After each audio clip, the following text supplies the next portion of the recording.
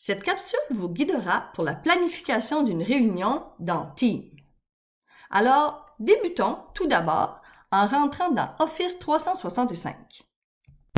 Lorsque vous entrez dans Office 365, plusieurs onglets s'offrent à vous. Je vous demande ici de prendre l'onglet Teams dans le but d'aller planifier directement votre réunion sous cet onglet. Bien sûr, pour les perspicaces, vous pouvez aussi épingler cette application-là à la barre des tâches pour éviter de toujours rentrer dans Office 365 avec votre adresse courriel de la commission scolaire ainsi que votre mot de passe. Donc, rentrons dans Teams. Lorsque vous arrivez, vous pouvez apercevoir toutes les équipes que vous avez à votre compte. Par exemple, je choisis une équipe au hasard, le groupe de maths SN 5e secondaire. Nous entrons dans l'équipe et nous voici dans le team du groupe de maths SN secondaire 5. Vous avez l'onglet ici Général, Publications, Fichiers, Bloc-notes de classe qu'on vous a sûrement déjà expliqué. Mais cette fois-ci, je veux planifier une réunion. Donc, on se dirige dans les onglets ici à gauche et nous allons sur Calendrier. Il suffit tout simplement d'appuyer sur « Ajouter une nouvelle réunion », un titre, exemple, ça peut être réunion du groupe de maths SN de 5, c'est bien avec ce groupe-là. Ici, on peut ajouter des participants, un à la fois, mais il est préférable de l'ajouter ici avec le canal qu'on a déjà créé. Donc, si vous avez une équipe qui existe déjà dans Teams, ça va être plus facile d'ajouter un canal. Donc, si vous appuyez ici, vous voyez toutes les équipes déjà existantes.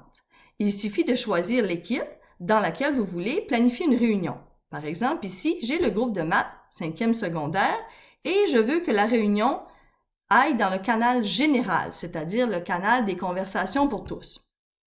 Donc, je le planifie.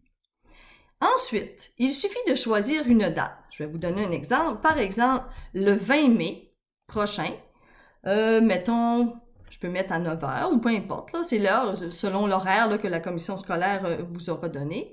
Bon, je vais planifier, par exemple, la réunion entre 9 heures et j'aimerais ça qu'elle se termine, par exemple, à 10h30.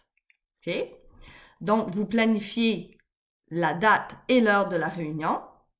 Vous pouvez aussi ajouter des personnes, ça peut être des professeurs, des parents, etc. C'est facultatif. OK? Et c'est tout simplement ça. Vous pouvez également la mettre récurrente. Par exemple, à tous les mercredis de 9h à 10h30, je pourrais faire une réunion. C'est sur cet onglet-là que vous allez cocher. Et il suffit tout simplement de faire « Envoyer ».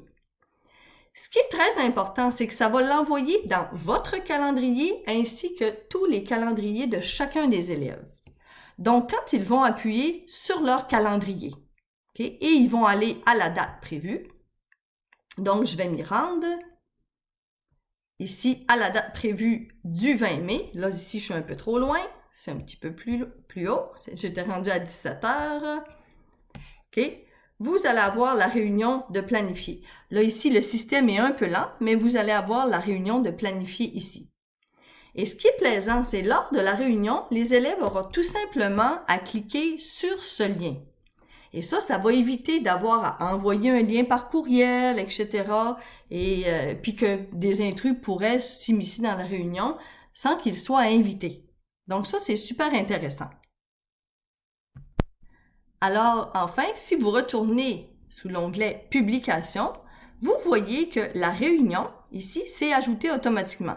Et là, je viens de savoir pourquoi je ne la voyais pas dans mon calendrier. C'est tout simplement parce que j'ai mis le 11 mai à la place du 20 mai. Mais bon, vous comprenez le principe.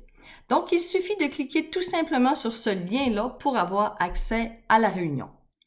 Et voilà, c'était la petite capsule pour aujourd'hui en espérant que ça va vous être utile. Au revoir!